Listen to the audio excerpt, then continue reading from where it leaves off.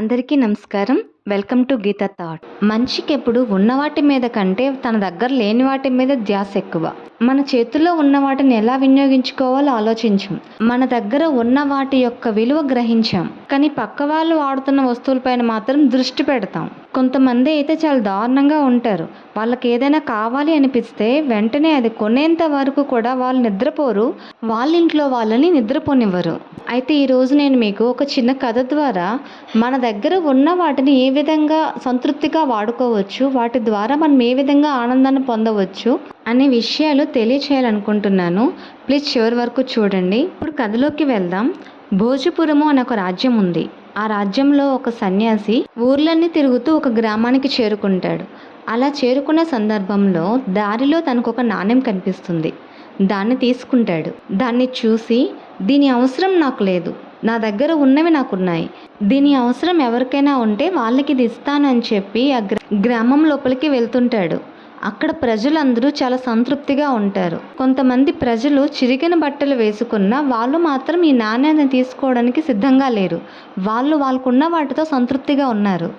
అక్కడి ప్రజలను చూసిన సన్యాసికి చాలా సంతోషం వేసింది. ఈ గ్రామంలోని ప్రజలు ఎవరికీ కూడా ఈ నాణ్యం యొక్క అవసరం లేదనుకుంటా. వాళ్ళకున్న వాటితో వాళ్ళు సంతోషంగా జీవిస్తున్నారు. సరే, ఈ నాణ్యం యొక్క అవసరం రేపు ఇంకెవరికైనా ఉంటుందేమో అని చెప్పి తన దగ్గర అది ఉంచుకొని పడుకుంటాడు. మరుసటి రోజు ఆ రాజ్యాన్ని పాలిస్తున్న రాజు పక్క రాజ్యం మీద దండెత్తడం కోసం తన సైన్యాన్ని తీసుకుని వెళ్తుంటాడు. మార్గ మధ్యలో ఈ సన్యాసిని చూసి తన సైన్యాన్ని ఆపి ఆ సన్యాసి వద్దకు వెళ్తాడు. ఓ మహానుభావ, నేను పక్క రాజ్యాన్ని ఆక్రమించుకోవటానికి వెళ్తున్నా. ఈ యుద్ధంలో నేను విజయం సాధించేలా నన్ను ఆశీర్వదించు అని అంటాడు. ఆ సన్యాసి తన వద్ద ఉన్న నాణాన్ని తీసి ఆ రాజుకి ఇస్తాడు. ఏంటి స్వామి ఇది అని రాజు అడుగుతాడు. అప్పుడు ఆ సన్యాసి ఇలా చెప్తాడు. ఓ రాజా, నీ రాజ్యం మొత్తం నేను తిరిగాను. నీ రాజ్యంలో ప్రజలందరూ వాళ్ళకున్న వాటిలో సంతోషంగా ఉన్నారు, నువ్వొక్కడివి తప్ప.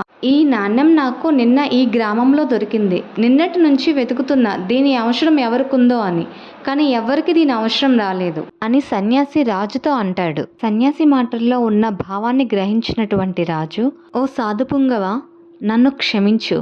అత్యాశకు పోయి ఉన్న రాజ్యాన్ని, ఆ రాజ్యంలో ఉన్న ప్రజలను నేను మరిచాను. నాకు జ్ఞానోదయం అయింది.